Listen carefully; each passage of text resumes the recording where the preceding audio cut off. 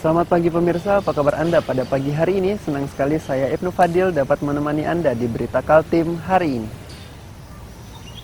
Sejumlah informasi penting telah kami siapkan untuk Anda dan berikut di antaranya.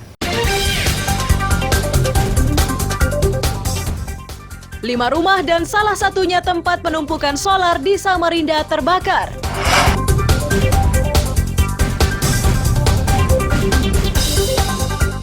Tiga anak buah kapal di Berau keracunan kerang laut dan 1 diantaranya meninggal dunia.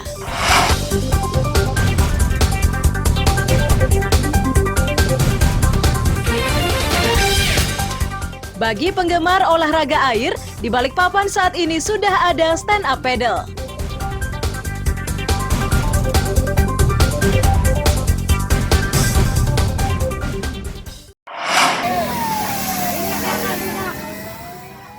Ketegangan mewarnai pemadaman api di permukiman Jalan Untung Suropati, Sungai Kunjang, Samarinda, Senin siang.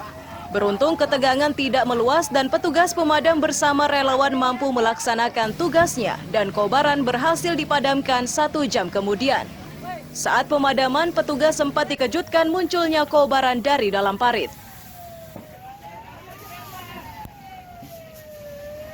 Kepala Dinas Pemadam Kebakaran menyatakan 5 rumah terdiri dari 4 rumah tinggal dan 1 warung makan jadi korban.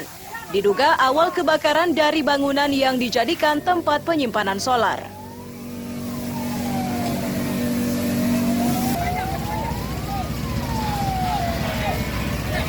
Dinas Pemadam Kebakaran menerima informasi sekitar jam 10 lewat 5 menit atau jam 10 ya tepatnya. Kebakaran di Jalan Untung Suropati, yaitu kebakaran di penumpukan solar ya. Di penumpukan solar, kami menurunkan 2 posko serta dibantu para relawan.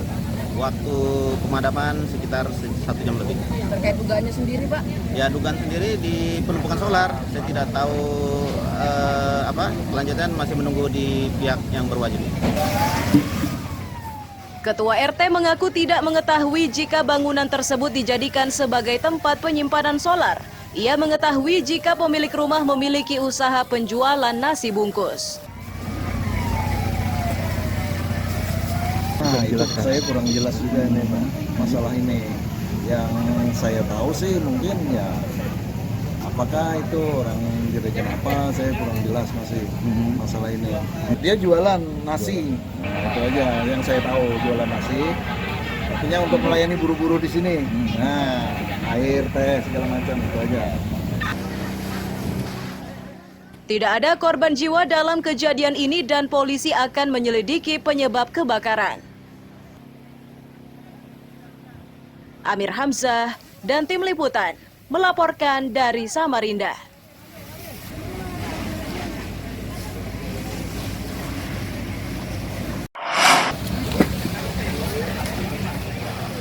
Pasca kebakaran di Jalan Untung Suropati, Karangasem Ulu, Sungai Kunjang, Senin siang, Polresta Samarinda bergerak cepat dengan menurunkan unit Inafis. Ini dilakukan guna mengamankan asal titik api yang menghanguskan 5 rumah sekaligus mengungkap sebab kebakaran.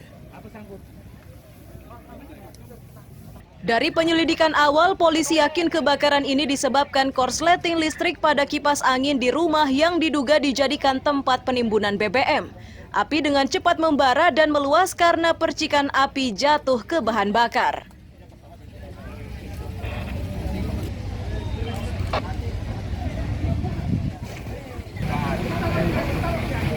Izin dari penjualan dari tabung gas 3 kilo karena subsidi. Oke, siap. Dugaan sementaranya? Untuk dugaan sementara dari ini kita lihat bahwa disebabkan dari adanya aliran listrik yang on, yaitu kipas angin yang menggantung di dinding.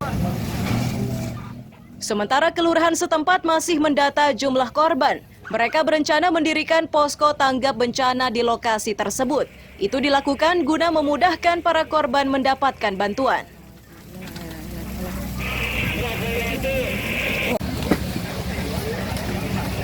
Kami akan bersama dengan PLT akan siap mendata berapa kepastiannya, berapa kakak, kemudian berapa jiwa, kemudian juga mungkin kami akan tahu nanti di mana asal mulanya ya kan, karena kami juga tibanya juga barusan karena sudah kejadian.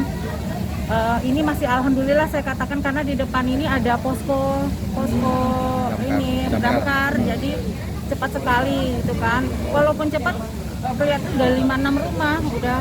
Saya dari kayu semua. Dan dari kayu, iya. Inafis Polresta usai penyelidikan menyita sejumlah benda untuk dijadikan barang bukti. Benda-benda yang disita itu mulai tabung gas ukuran 3 kg dan beberapa barang lainnya. Amir Hamzah dan tim liputan melaporkan dari Samarinda.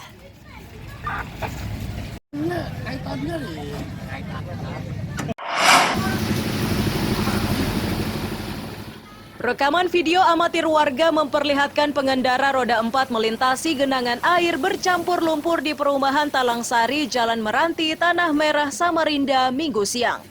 Sebagian lainnya nekat menerobos banjir dengan berjalan kaki. Ini dilakukan karena hanya jalan itu yang merupakan akses yang bisa dilalui untuk pergi dan pulang ke rumahnya.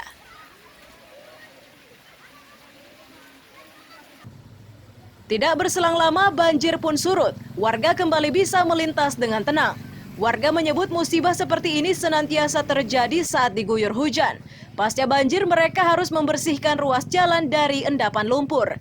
Itu dilakukan agar tidak ada lagi pengendara yang terjatuh akibat jalan yang berpasir dan licin.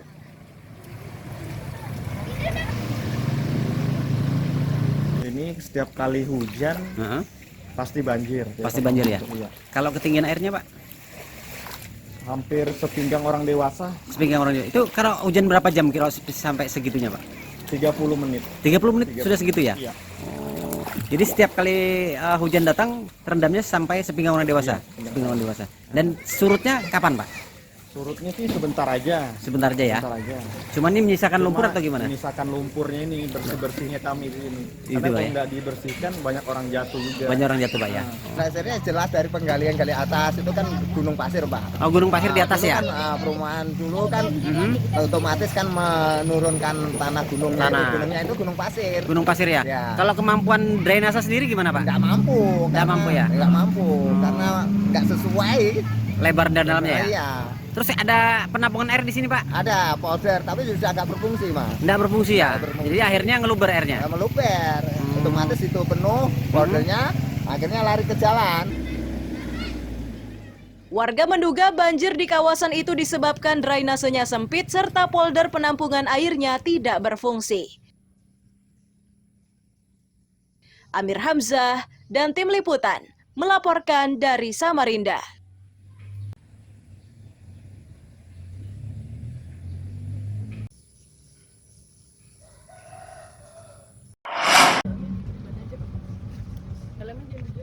Sepeda motor bernomor polisi KT 5962JW inilah yang dikendarai Reza, wartawan salah satu media online di Kutai Kartanegara yang mengalami kecelakaan di Loatebu Kamis lalu. Sepeda motor ini masih ditahan di Satlantas Polres Kukar di Tenggarong hingga Senin siang.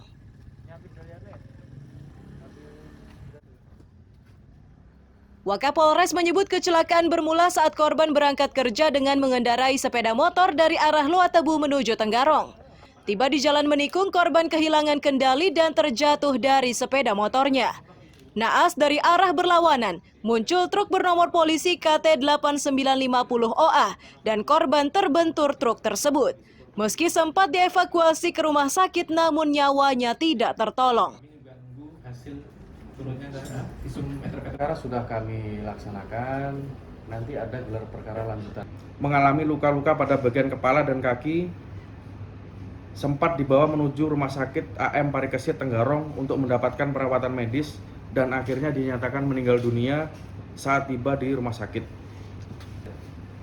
Pada saat berkendara dengan dugaan kecepatan tinggi dari arah Loatebu menuju Tenggarong, melewati badan jalan Menikung ke kiri, sepeda motor korban RZ kehilangan kendali dan jatuh terpeleset, kemudian terseret melambung ke arah badan kanan jalan, lajur mobil truk. Pada saat bersamaan datang mobil dump truk warna kuning KT 8950